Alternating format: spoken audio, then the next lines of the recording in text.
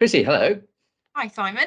Dr. Chrissie Jones. How are you doing? Very well. How are you? Very good, very good. Now, for those that don't know you, would you like to introduce yourself quickly, please? Yeah, sure. So I'm Dr. Chrissie Jones. I'm an associate professor in clinical health psychology at the University of Surrey, and I do a lot of research in the psychological impact and interventions for families and individuals with food allergy. Wonderful. I could never have got that in as succinctly as you just did there. Thank you for that.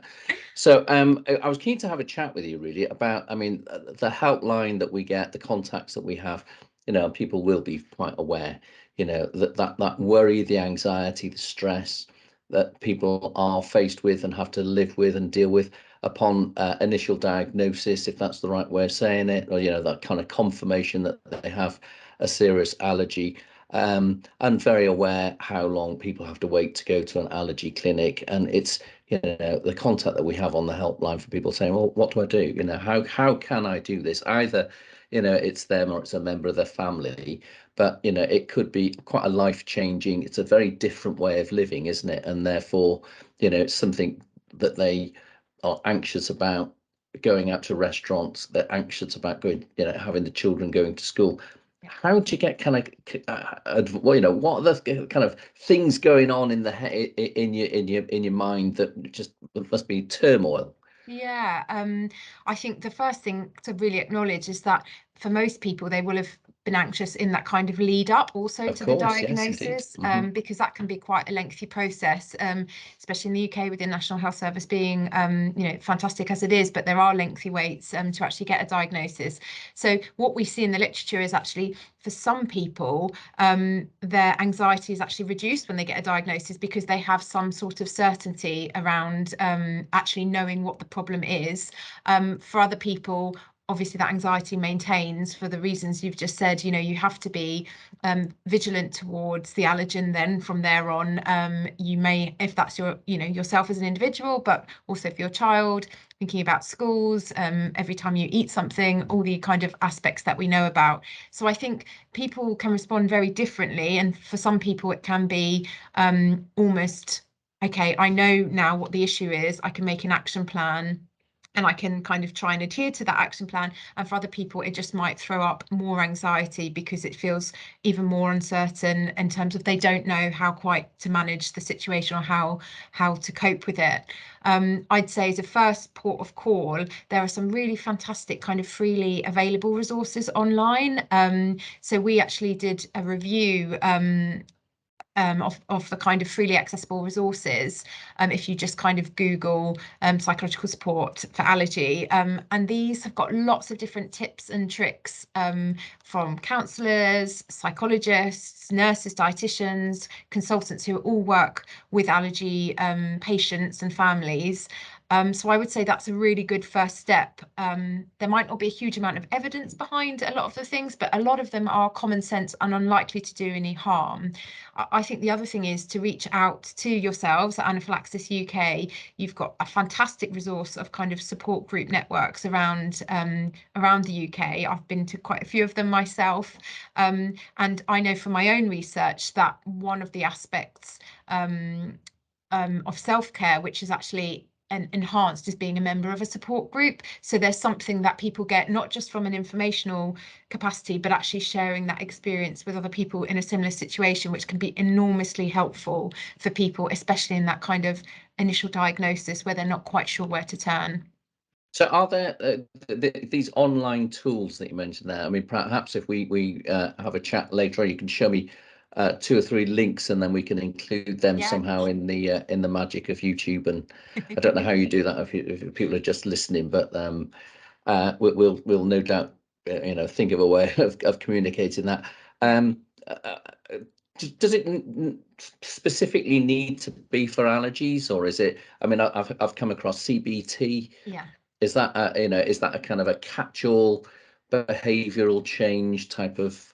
Yeah, I would say some of the resources, so some of the resources especially the ones that we've delivered and developed, are using kind of cognitive behavioural therapy. So that's the CBT techniques that you just mentioned.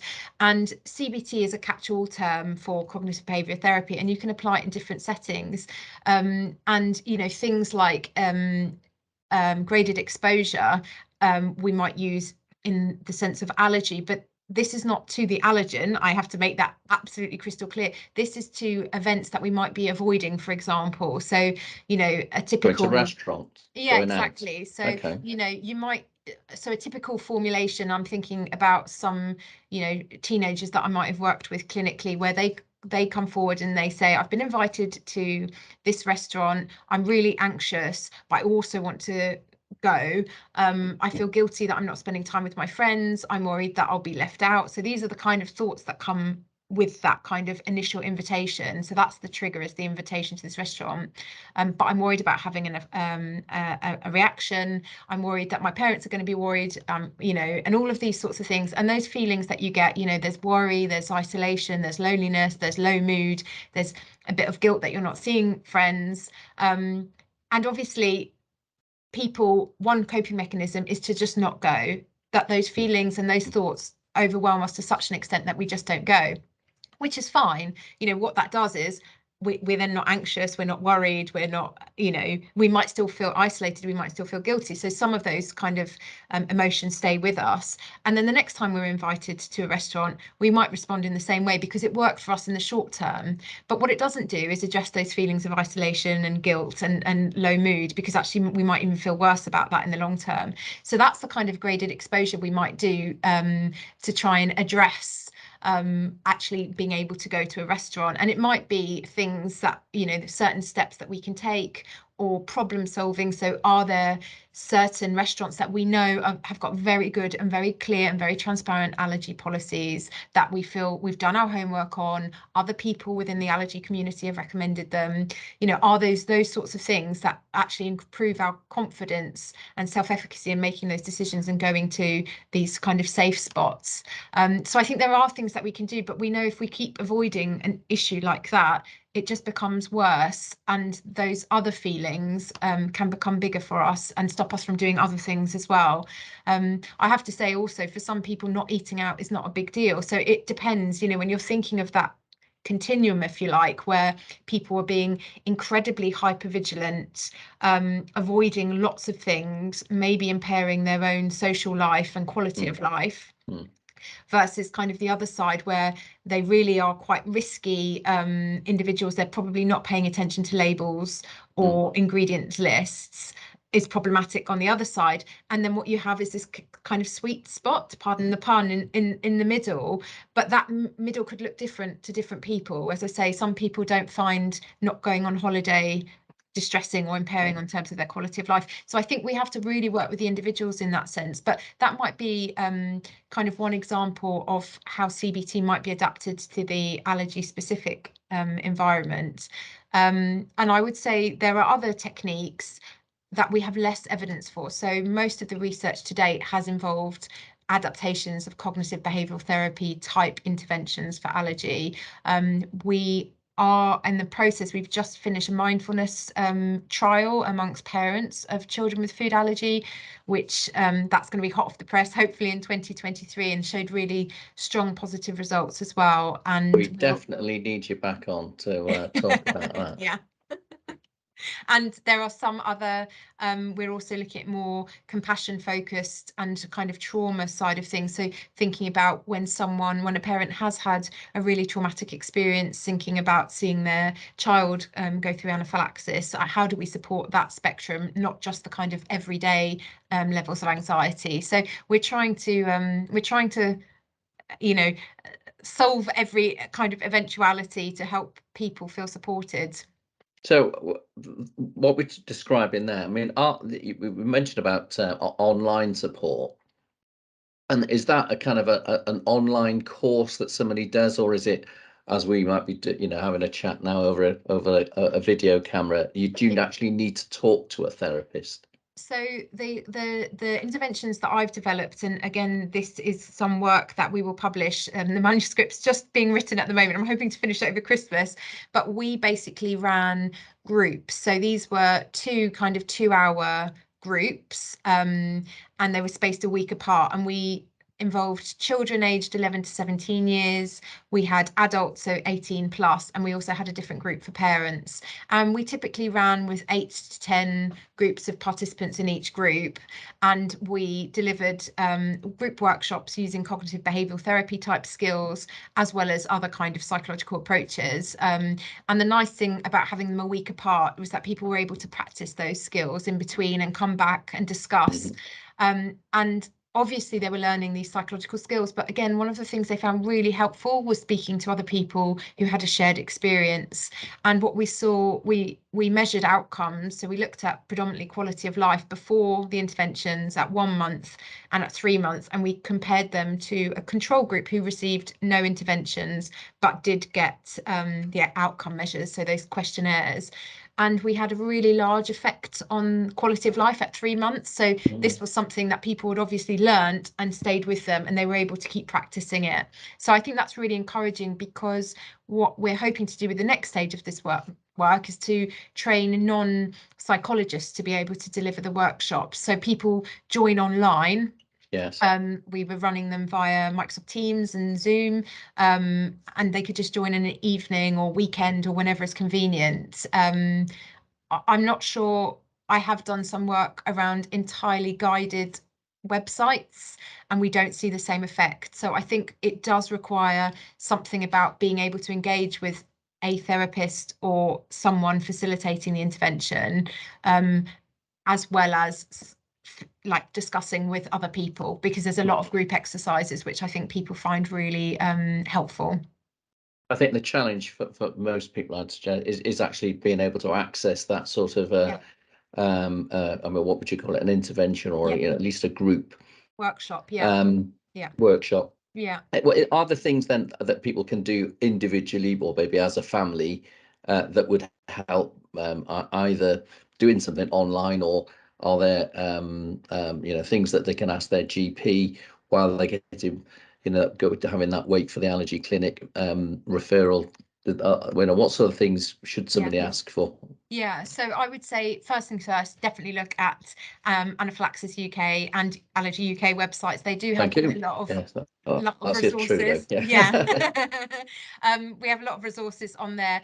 The other thing is, if a parent or an adult, and I think in some patches of the country, children also have these improving access to psychological therapy. So those IAPT services. So these are the low intensity type interventions. I think you can self-refer in certain areas, or the GP can refer you. The only issue there is that they are typically not allergy focused. So you might not get someone who has a good understanding of the allergic condition as well, which is sometimes problematic, because I think some of the safety behaviours, like we were talking about, are needed to actually be safe from allergen, but sometimes there's safety behaviours which end up keeping our problems going. So there can be some nuances there. The other thing to say, as I say, there's a number of resources that people can look through, and we'll try and put these in maybe in the YouTube comments or something, Simon. Because what that does is it normalizes. So I think one of the problems that especially parents have spoken to me about is feeling like they're completely alone, or they're going completely mad with this kind of level of anxiety. And actually, I think it can be really helpful to hear someone else just explain their situations. And there's a lot of shared learning which goes on in these kind of forums, and it's usually lived experience, people who are commenting about how they've coped with a certain situation. So I think that can be really helpful. The other thing is, there is a website called Get Self Help. I think it's .com or .co.uk. Again, we can check this out. And they've got really nice kind of web resources, kind of downloadable resources around problem solving. So this is a really simple technique that we use in lots of different kind of psychological capacities, and it's about identifying a problem, making a plan, actioning it, reviewing it, seeing how well it's worked, and trying something else. Because I think sometimes we get paralyzed by the thought of doing something, and actually helping, you know, psychologically and from a behavior change perspective, actually making a plan and actioning it regardless of the outcome can be really helpful and motivating for individuals as well. So I think there are certain things we can do, and certainly, especially when you're thinking about those who are kind of newly diagnosed, most families, individuals say to me, knowledge is power. So they usually want to know as much as they can do about the actual allergic disease and all these sorts of things. So I think going to trusted resources, again, Anaphylaxis UK website, in terms of what is an allergy, you know, getting as much information as they can from those will feel like, you know, your competence and self-efficacy is improving just from knowing about the actual disorder. I mean, some of the work that we're currently busy doing is working with restaurants, working with schools and others, because, you know, what strikes me very much is that people, you know, they should have the confidence that they can go to a restaurant, and they, you know, that restaurant should make them positively welcomed. People shouldn't be worried about having their children going to school. Yeah. You know, parents shouldn't be worried about having their children going for sleepovers. You know, you should be able to do these things. Yeah. And kids should interact with other kids, you know, like everybody else, and Yeah. going on holiday, you know, but not everybody, you know, likes to do these things. But, you know, if you do, well, you should get on, you know, you should be able to just get on and do it. Yeah. And you know what, I'm very keen with Anaphylaxis UK is to try and build in those tools that make things possible, and that brighter future for people. Yeah. And what I'm hearing from you is that, you know, when people might be, you know, coming to you perhaps and saying, well, how am I ever going to go to a restaurant again? How am I ever going to go abroad?